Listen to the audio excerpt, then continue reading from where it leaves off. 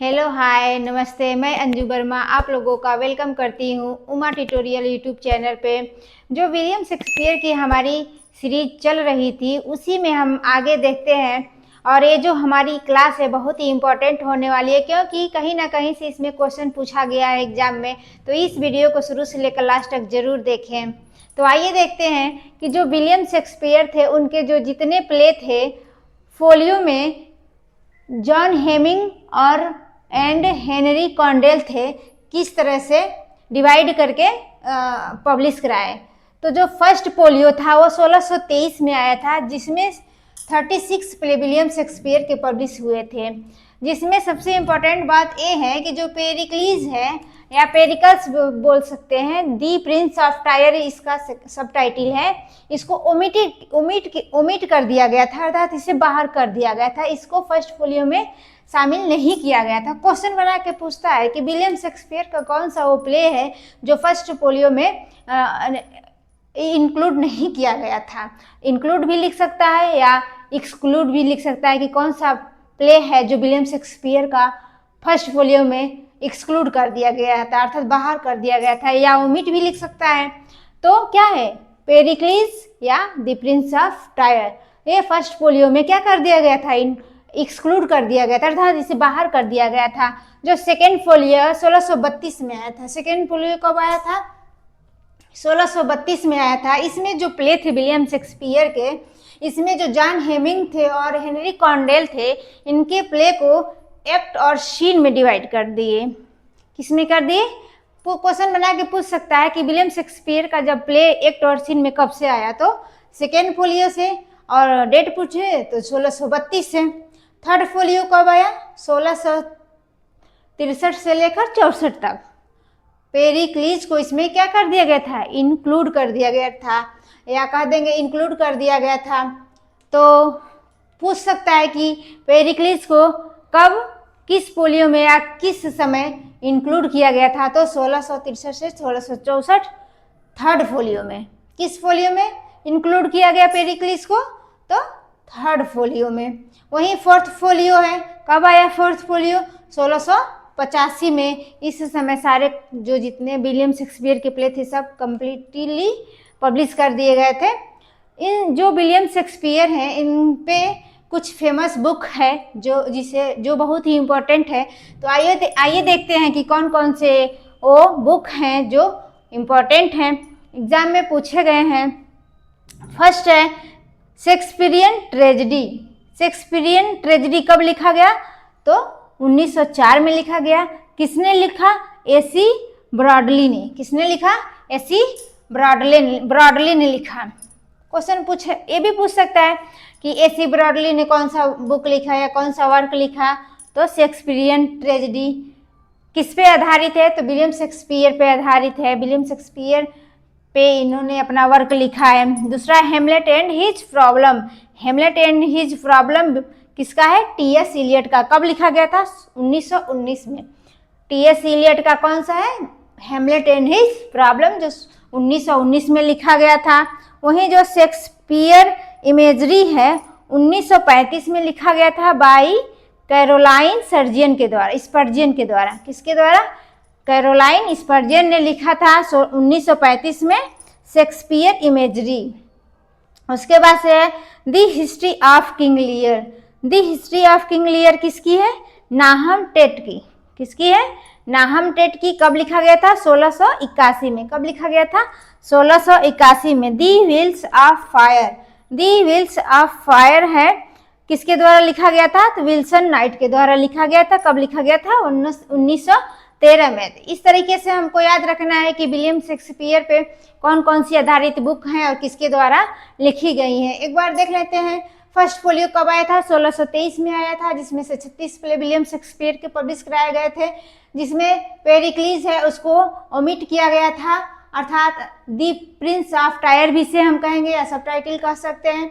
वहीं जो second folio 1632 में आया था, इसमें जो विलियम शेक्सपियर के प्ले थे एक्ट और सीन में डिवाइड कर दिए गए थे, अर्थात तो अब जो प्ले लिखे जाने लगे थे उसमें एक्ट और सीन दिखाया गया था। थर्ड फोलियो आया था 1663-64 के मध्य में।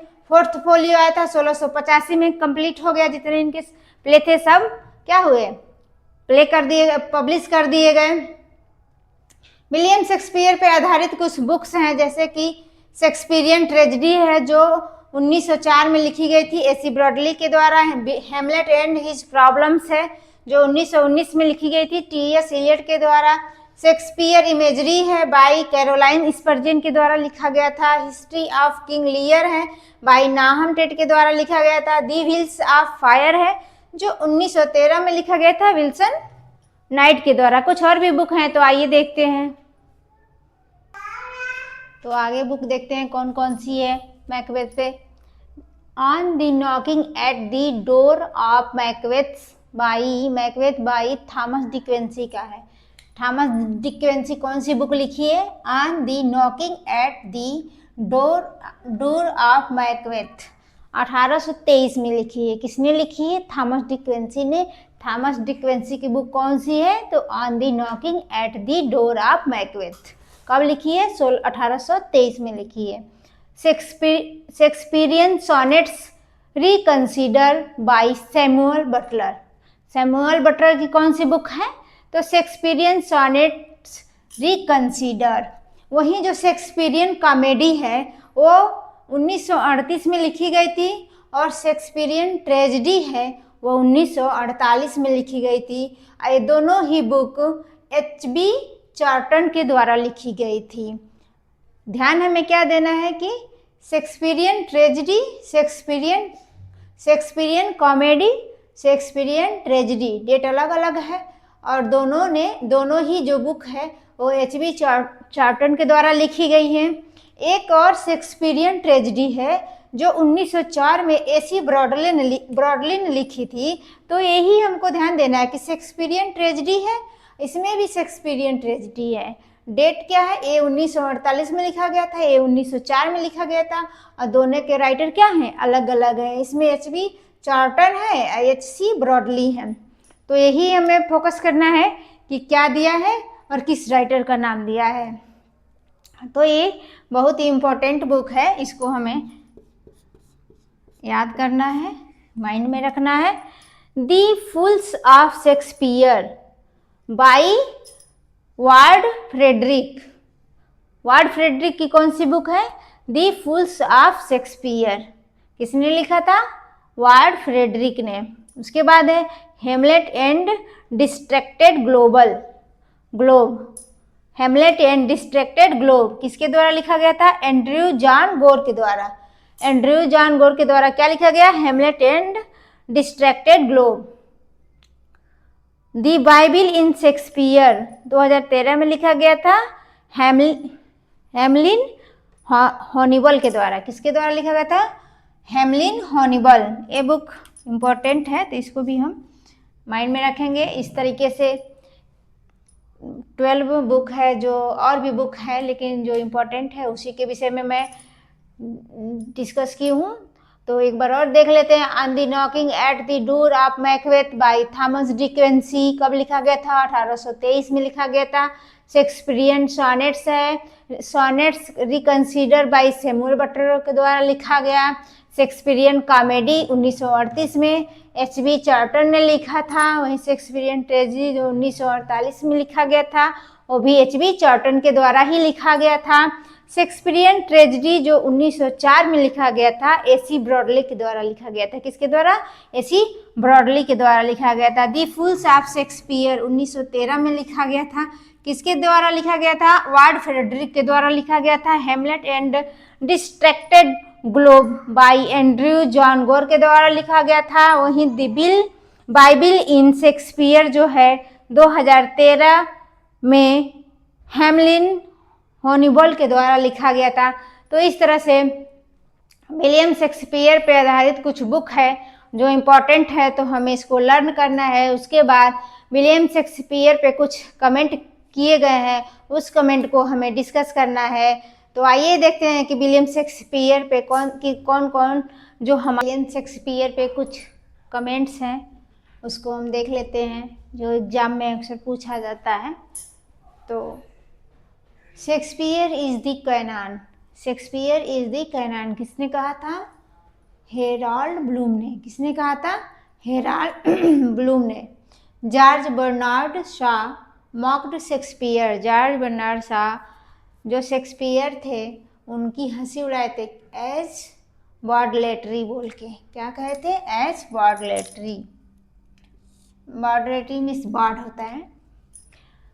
If ever any other author deserved the name of originality, it was Shakespeare.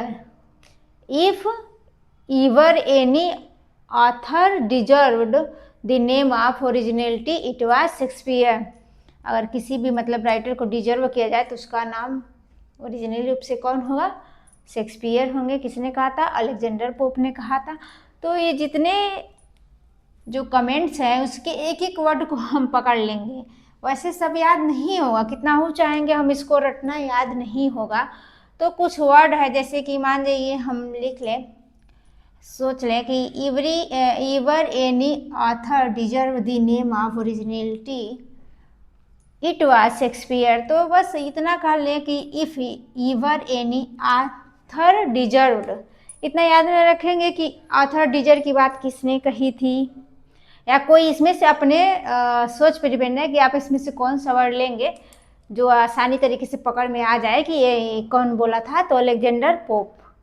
इसमें मॉक्ड शेक्सपियर एज बॉडलेटरी शब्द लेगा, माइंड में रखेंगे कि जब भी बॉडलेटरी आएगा तो हम किसको कहेंगे? जॉर्ज बर्नार्ड शॉ को कहेंगे। कैनान की बात आएगी, William Shakespeare is the canyon, canyon की बात आएगी तो हेराल्ड ब्लूम। कुछ कुछ वर्ड रखेंगे क्योंकि पूरा पूरा कितना हो रटेंगे जल्दी याद नहीं हो पाता है। तो इसलिए कुछ कुछ इसमें से जो वर्ड होंगे उसको हमको माइंड में रखनी है। The soul of the age, the applause, delight, the wonder of our age. तो इसमें से कुछ वर्ड अपने से रख लेंगे। The soul of the age किसने कहा था? इसमें से सारे वर्ड हैं तो इतना सब याद नहीं हो पाएगा, तो कुछ वर्ड हम अपने माइंड में रख लेंगे, या दी अप्लाउज या डिलाइट, कुछ वर्ड रख लेंगे। तो किसने कहा था? बेन जॉनसन ने कहा था। He was not of an age but for all time, ये भी बेन जॉनसन की ही है। He was not of an age, he was not of an age but all time, all time किसने कहा था? बेन जॉनसन ने। Our sweetest Shakespeare fancy child किसने कहा था? जॉन मिल्टन ने। Our sweetest Shakespeare fancy child किसने कहा था? जॉन मिल्टन ने। दांते and Shakespeare divided the, Dante and Shakespeare divide the modern world between them, there is no third, यहाँ कोई तीसरा नहीं है। किसने कहा था? टी.एस. इलियट ने। डांटे और शेक्सपियर ने इस मॉडर्न वर्ल्ड को बांट दिया था, अपने दो में बांट दिया था, यहाँ और तीसरा कोई नहीं है। किसने कहा था? टी.एस. इलियट ने। तो इसको हमको हिंदी में नहीं, इसमें दो चार शब्द बस यही, जैसे कि दांते and Shakespeare divide the modern world, इतना माइंड में रखेंगे। किसने कहा था? टी.एस. इलियट ने। इस बार एक बार और देख लेते हैं कि William Shakespeare is the canon किसने बोला था? Harold Bloom. George Bernard Shaw Shakespeare को क्या बोले थे? Age bardolatry. वही the ever any author deserve the name of Shakespeare किसने बोला था? अलेक्जेंडर पोप ने। ओरिजिनलिटी इट वाज शेक्सपियर, तो किसने बोला था? अलेक्जेंडर पोप ने। वहीं the soul of the age, इतना बस रखेंगे माइंड में। एक तो बस है कि अगर आ जाए दिमाग में तो ठीक है, नहीं तो दी soul of the as, the अप्लाउज, कोई एक सा वर्ड हम अपने माइंड में रख लेंगे। आवर एज तो किसने? बेन जॉनसन ने। He was not of an age but for all time, Ben Jonson ने भी बोले हैं, कमेंट किए हैं। Our sweetest Shakespeare fancy child, John Milton. Our sweetest Shakespeare fancy child, John Milton ने बोले हैं। Dante and Shakespeare divide the modern world between them, there is no third, T S. Eliot ने बोले हैं। तो ऐसे ही और कमेंट हैं, एक दो चार हैं तो देख लेते हैं। उसके बाद से हम विलियम शेक्सपियर की जो फर्स्ट ट्रेजेडी है हेमलेट, उसके विषय में डिस्कस करेंगे। तो आइए दो और कुछ कमेंट्स हैं, देख लेते हैं।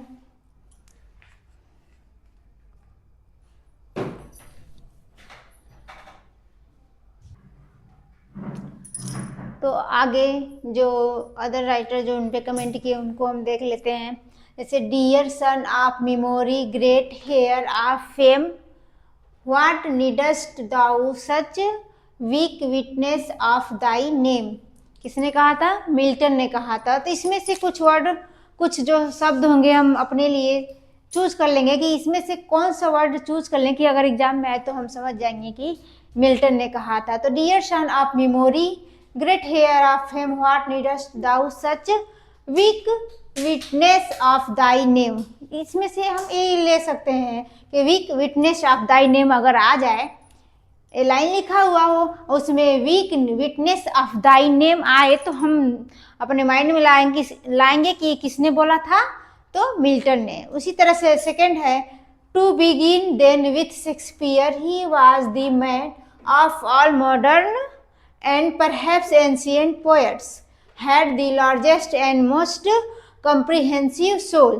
तो हम कॉम्प्रिहेंसिव सोल को ले सकते हैं, या ले सकते हैं कि to begin then with Shakespeare, he was the man of all modern and perhaps ancient। इतना तो ले सकते हैं, he was the man of all modern and perhaps ancient poets।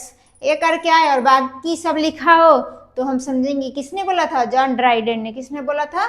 John Dryden ने। The greatest genius that perhaps human nature had yet produced our myriad minded Shakespeare. तो इसमें से greatest genius and perhaps human थोड़ा सा ले लेंगे ताकि हमें याद रहे। नेचर यहाँ इतना तक ले सकते हैं कि the greatest genius that perhaps human nature, आगे कुछ भी लिखा हो अगर दे दिए तो हम समझेंगे किसने बोला था? एस.टी. कॉलरिज ने। इस तरह से विलियम शेक्सपियर पे कुछ कमेंट्स हैं जिसको हम लोगों ने देख लिए। अब जो विलियम शेक्सपियर के प्ले हैं उनके विषय में हम डिस्कस करेंगे। तो आइए कुछ विलियम शेक्सपियर के जो फर्स्ट ट्रेजेडी है हैमलेट, उसके विषय में हम देख लेते हैं। तो विलियम शेक्सपियर की जो ट्रेजेडीज हैं, HOKM कोड में लिख सकते हैं, होकम से हम इसको याद करेंगे, हैमलेट, ओथेलो, किंग लियर और मैकबेथ। तो उसी ट्रेजेडी का जो फर्स्ट ट्रेजेडी है हैमलेट, उसके विषय में हम डिस्कस करते हैं। जो हैमलेट है उसकी सेटिंग कहाँ हुई थी, उसका थीम क्या है, उसके सोर्स को कहाँ से लेकर विलियम शेक्सपियर ने इसको लिखा था, उसके विषय में डिस्कस करेंगे। तो जो हमारा विलियम शेक्सपियर का जो प्ले हैमलेट है वो एक कोल्ड नाइट में स्टार्ट होती है। तूफानी रात होती है, कोल्ड नाइट होती है, डार्क, उसमें बहुत अंधेरा रहता है। उसी समय क्या होती है? ये स्टार्ट होती है। तो जो विलियम शेक्सपियर का ये हैमलेट प्ले है, इसमें जो किंग हैमलेट है वो कहाँ का राजा रहता है? डेनमार्क का। जो किंग हैमलेट है, ये जो किंग 14 ब्रास हैं, ये किंग है नॉर्वे के, किंग ऑफ नॉर्वे रहते हैं। किंग ऑफ नॉर्वे, इनको क्या किया रहता है कि मार कर जो किंग हैमलेट है, ये किंग 14 ब्रास को मारकर और डेनमार्क का किंग बन जाते हैं। इस तरह से किंग हैमलेट के जो सन है उनका नाम है हैमलेट। किंग हैमलेट के सन का लड़के का क्या नाम है? हैमलेट। और हैमलेट जो है, हैमलेट के फ्रेंड है होरेशियो। होरेशियो किसका फ्रेंड है? हैमलेट का। हैमलेट जो है, हैमलेट के जो बचपन के फ्रेंड हैं, चाइल्डहुड फ्रेंड कौन कौन से हैं? रोजेन क्रेंटस और गिल्डस्टर्न और रोजेन क्रेंटजन इसके चाइल्डहुड फ्रेंड है। और जो ये हैमलेट है, ये पढ़ रहे थे कॉलेज में, वहाँ के फ्रेंड है होरेशियो। विंस्टन कॉलेज, ऐसे ही कुछ कॉलेज है, उसी कॉलेज में ये दोनों पढ़ रहे थे। तो वहीं ये होरेशियो इसका फ्रेंड वहीं का बना था, वहीं पे। किंग हैमलेट का एडवाइजर है पोलोनियस। किंग हैमलेट का एडवाइजर कौन है? पोलोनियस। और पोलोनियस का लड़का है लियर्टीज। और पोलोनियस की जो लड़की है डॉटर, वो है ओफिलिया। ओफिलिया कौन है? पोलोनियस की डॉटर है। और लियर्टिस कौन है? पोलोनियस का बेटा है। और जो हेमलेट है वो क्या करता है? ओफिलिया से प्रेम करता है। क्या करता है? प्रेम करता है। ओफिलिया हेमलेट से प्रेम करती है या ये इससे प्रेम करता है? जो किंग हेमलेट है इनका जो ब्रदर है वो क्लॉडियस है। इनका भाई क्या है? क्लॉडियस है। और इनकी वाइफ है गर्ट्यूड।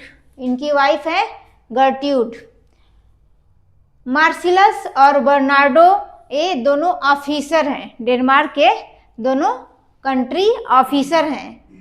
तो क्वेश्चन आपको बना के इसमें से किसी कैरेक्टर का नाम दे देगा और पूछेगा ये जो कैरेक्टर है वो किस प्ले का है, विलियम शेक्सपियर के किस प्ले का है। किसी का नाम दे देगा, क्लॉडियस दे देगा, गर्टूड दे देगा, मार्सिलस दे देगा, बर्नार्डो दे देगा, हेमलेट दे देगा, रोजेनक्रेंटज एंड गिल्डस्टर्न दे देगा या होरेसियो दे देगा। तो इसके जो कैरेक्टर मेन है सब उनको हमको देखना है, लर्न करना है। ओसरिक है, ओसरिक दी फुलिस कोर्टियर है। फुलिस कोर्टियर कौन है? ओसरिक। पूछ देगा कि जो ओसरिक कैरेक्टर है किस विलियम शेक्सपियर के किस प्ले में है, तो हेमलेट में है। योरिक है, योरिक भी एक कैरेक्टर है। और गेस्टर हंसी मजाक करने वाला। Entertained and cared for Hamlet as a child. जब हेमलेट बच्चा था, छोटे थे, उस समय हेमलेट का केयर करते थे और उसका इंटरटेन करते थे। टू ग्रेव डिगर्स हैं, जो ओफिलिया जब मर जाती है तो उसके ग्रेव को खोदते हैं। फ्रांसिस्को है, रेनाल्डो है। रेनाल्डो जो है वो पोलोनियस का सर्वेंट है। फ्रांसिस्को है या सोल्डियर है। बोल्टीमॉन्ड और कार्नेलियस, बोल्टीमॉन्ड और कार्नेलियस ये दोनों क्या है? कोर्टियर हैं। फोर्टिनब्रास हो गया। फोर्टिनब्रास का एक लड़का है जिसे प्रिंस फोर्टिनब्रास कहते हैं। तो इस तरीके से जितने इसके कैरेक्टर हैं उन कैरेक्टर को हमें याद रखना है। उसके बाद से इसकी स्टोरी क्या है, ज़्यादा स्टोरी के विषय में हमें नहीं जाना है, फिर भी थोड़ा बहुत मैं इसके बारे में डिस्कस कर देती हूँ। जो किंग हेमलेट हैं वो टहल रहे थे रात में। उसके बाद क्या हुआ, जो इनका भाई है क्लॉडियस, टहलते टहलते उन्हें नींद आने लगी तो बैठ गए।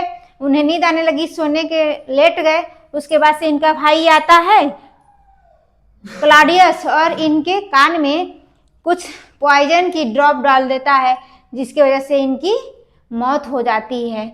उसके बाद से क्या होता है, और किंग जो हेमलेट है वो पढ़ने गया होता है। तो जब किंग हेमलेट की डेथ हो जाती है उसके बाद हेमलेट वापस आते हैं और पता चलता है कि फर्स्ट टाइम जो किंग हेमलेट के घोस्ट होता है इसमें अपीयर होता है। और उसे देखता है कौन सबसे पहले?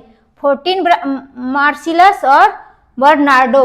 घोस्ट को सबसे पहले कौन देखता है? फर्स्ट सी घोस्ट। सबसे पहले घोस्ट को कौन देखता है? मार्सिलस और बर्नार्डो देखते हैं किंग हेमलेट के घोस्ट को। तब ये दोनों जाके बताते हैं होरेसियो से। होरेसियो को विश्वास नहीं होता है। उसके बाद से होरेसियो खुद जाके देखता है, तब उसे विश्वास होता है और किंग हेमलेट को बताता है। फिर किंग हेमलेट जाते हैं उनसे। जब किंग हेमलेट का घोस्ट मिलता है तो बताता है कि जो तुम्हारे चाचा है क्लॉडियस, ये मुझे मारा था, इसका बदला तुम्हें लेना है। और अपनी माँ को कोई, मतलब उस समय इसकी माँ को कोई कष्ट न हो, ये बताता है। तो किंग जो हेमलेट होता है वो डायरेक्ट तो नहीं मार सकता है, इसलिए पता लगाता है। तो जब जान जाता है क्लॉडियस की ये पता लगा रहा है कि जो किंग हेमलेट है इसका डेथ किसने करवाया था या किसके द्वारा उसे मारा गया था, तो क्या करता है कि इसको हटाने के लिए चक्कर में पड़ जाता है। तो फिर इसे दोबारा पढ़ने के लिए भेजने का प्लानिंग करता है। इसके पीछे अपने जो स्पाई लगा देता है पोलोनियस को कि पता करो। और जो हेमलेट है वो थोड़ा सा पागलपन का वो करने लगता है, रोल अदा करने लगता है कि उसे पता न चले कि मैं क्या करने वाला हूँ। तो और ये जो ओफेलिया से प्रेम करता है, तो ओफेलिया जब इसके पास जाती है तो उसे बहुत फटकारता है, उसके साथ अजीब बिहेव करता है। तो ओफेलिया फिर गुस्सा आ जाती है और क्या करती है, डूब कर मर जाती है। इस तरीके से जो लियर्टिस है वो आता है, देखता है कि उसकी बहन का डेथ हो गया है, तो फिर वो जाता है हेमलेट के पास कि कैसे क्या हुआ। तो जो हेमलेट इसको दोबारा भेजा जा रहा था पढ़ने के लिए, फिर वो वापस आ जाता है। उसके पहले ही यहाँ जो हेमलेट है वो एक प्लान किया जाता है कि जो कैस्टल है उसमें क्या किया जाएगा कि एक प्ले परफॉर्म किया जाएगा। उस प्ले परफॉर्म में सभी लोग बैठे हैं कैस्टल में और उसी समय परफॉर्म किया जा रहा था। हेमलेट ये देखना चाहता था कि इस प्ले का जो परफॉर्म किया जा रहा है उसके चाचा क्लाडियस पे क्या इफेक्ट पड़ रहा है। जब प्ले परफॉर्म ही हो रहा था कि क्लाडियस वहाँ से उठकर चला जाता है। जब चला जाता है तो उसके पीछे पीछे हेमलेट भी जाता है और जाता है तो पता चलता है कि अपनी माँ से फिर ये हेमलेट मिलने जाता है। गर्ट्यूड अपने रूम में बुलाती है और बातें करती है कि तुम क्यों अपने चाचा के विषय में ऐसे सोच रहे हो। तो उसी समय जो पोलोनियस है वो छुप कर ये बातें सुन रहा था। तो हेमलेट को ऐसे एहसास हुआ कि हमारे और मेरे मदर जो गर्ट्यूड है, जो वार्ता हो रही है वो कोई सुन रहा है। फिर क्या करता है कि वो मारने जाता है। वो समझता है कि क्लाडियस है तो मारने जाता है, लेकिन गलती से जो पोलोनियस है उसी समय वहाँ पोलोनियस की हत्या हो जाती है। उसके बाद से क्या होता है कि इसी हत्या को देखकर ये लियर्टिस है, ये इससे बदला लेना चाहता है हेमलेट से। हेमलेट से जब बदला लेना चाहता है तो फिर क्या होता है कि फिर जो कैस्टल है उसमें एक प्रोग्राम रखा गया होता है और उस समय पोलोनियस की तो हत्या हो चुकी है। जो क्लाडियस है वो प्लान बनाया रहता है लियर्टिस के साथ मिलकर कि हेमलेट को क्या करना है, मारना है। और जो तलवार रहती है उसमें क्या किया रहता है, पॉइजन लगाया रहता है। तो लियर्टिस गुस्साया रहता है, आता है हेमलेट से लड़ाई करता है और इस तरह से लियर्टिस हेमलेट को जो तलवार होता है उससे भोग देता है, जिससे उसकी मृत्यु हो जाती है। उसके बाद से वहाँ कुछ मतलब पीने के लिए रखा गया होता है कि अगर नहीं वहाँ लियर्टिस मार पाएगा तो ये कुछ पिएगा और उसके जहर उसमें मिला कर रखा गया होता है, उसके आप पिएगा उसके बाद मर जाएगा। लेकिन ये तो जब इसको मार देता है तलवार से तो जो गर्ट्यूड होती है वहाँ पे पानी रखा गया होता है उसी को पी लेती है। उसमें जो पॉइजन मिलाकर रखा गया होता है वहाँ पे गर्ट्यूड का भी डेथ हो जाता है। उसके बाद से हेमलेट जो होता है वो क्लाडियस को भी वहीं पे मार देता है। इस तरह से सभी लोगों का डेथ, गर्ट्यूड का, क्लाडियस का, हेमलेट का और लियर्टिस का, वहीं पे सबका डेथ हो जाता है। जो उसी समय जो होरेशियो आता है और हेमलेट के सर को अपने गोद में ले लेता है। हेमलेट होरेशियो से कहता है कि तुम इस प्रजा को बताना कि मेरे बारे में जो भी सच्चाई है उसको बताना। उसी समय जो किंग फोर्टिनब्रास का लड़का है, प्रिंस फोर्टिनब्रास, इस पे डेनमार्क पर आक्रमण करने वाला होता है, तभी वहीं पे प्रिंस फोर्टिनब्रास भी आता है और सभी मिलकर इसकी अच्छे से मतलब जो मर गया होता है तो अंतिम संस्कार करते हैं सब। ओफेलिया ऑलरेडी मर गई होती है और इस तरीके से ये प्ले खत्म हो जाता है। तो क्वेश्चन ये बनाता है कि जो किंग हेमलेट है इसका घोस्ट इस प्ले में कितनी बार मतलब आया है, घोस्ट का सीन कितनी बार दिखाया गया है। तो आता है इसमें 4 बार दिखाया गया होता है। तो इसके जितने भी कैरेक्टर हैं उसको हम 2 बार 3 बार 4 बार लिखेंगे, देखेंगे तो आ जाएगा। ऐसे क्वेश्चन बनाया गया है कि ओफेलिया हेमलेट की क्या है, तो बिलव्ड है। हेमलेट्स की बिलव्ड कौन है, तो ओफेलिया है। लियर्टिस किस प्ले का करेक्टर है, तो हेमलेट का है। तो इसके जितने भी करेक्टर हैं उसको हमको देखना है और सारे भी पॉइंट है कि इसका सेटिंग कहाँ हुआ है। तो जो विलियम शेक्सपियर है का जो प्ले है हेमलेट, इसकी सेटिंग डेनमार्क में हुई है। और मैकबेथ का जो सेटिंग स्कॉटलैंड में हुई है। तो ये चारों की जो सेटिंग है एक ही पास हम लिखकर और माइंड में रखेंगे, क्योंकि जब एग्जाम में आता है वहाँ हम कंफ्यूज हो जाते हैं कि हेमलेट की सेटिंग कहाँ हुई, ओथेलो की सेटिंग कहाँ है, किंग लियर की सेटिंग कहाँ है, मैकबेथ की सेटिंग कहाँ है। इस तरह से हम कंफ्यूज हो जाते हैं। तो कल मैं इसके बारे में, इसकी सेटिंग कहाँ हुई, इसकी थीम क्या है, इसके सोर्सेज क्या हैं और इसके जो मेन पॉइंट्स हैं उसके विषय में डिस्कस करते हैं। तो thanks for watching this video, और इस वीडियो को लाइक शेयर सब्सक्राइब करें। Again thanks for watching.